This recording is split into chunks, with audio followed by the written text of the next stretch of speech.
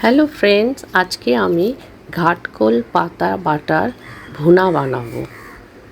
সর্বপ্রথমে আমি একটু জলের মধ্যে নুন দিয়ে একটু সেদ্ধ করে নেব, তারপরে স্ট্রেন করে তারপরে ভালো করে হাত দিয়ে চিপড়িয়ে সব জল বের করে দেব।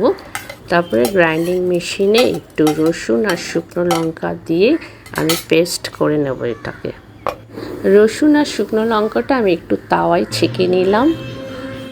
খুব ভালো পেস্ট হয়ে গেছে। এবার আমি এটা তেলের মধ্যে ভুনবো, তবে আমি সর্ষের তেল দিয়ে করব, কেন সর্ষের তেলে খুব ভালো ফ্লেভারটা আসে। তো আপনারা কিন্তু সর্ষের তেল দিয়েই করবেন।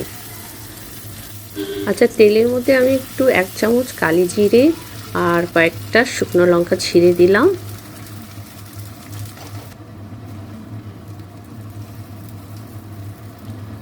এবার আমি এটাকে খুব ভালো করে ভাজা ভাজা করে ভুনবো।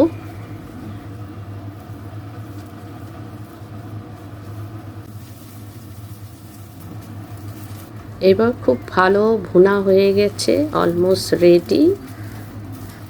বন্ধুরা, আমার এই ভিডিওটা যদি আপনাদের পছন্দ হয়ে থাকেন, অবশ্যই একটা সাবস্ক্রাইব এবং বেল আইকন প্রেস করে দেবেন। এবং ধন্যবাদ আমার এই ভিডিও দেখার জন্য।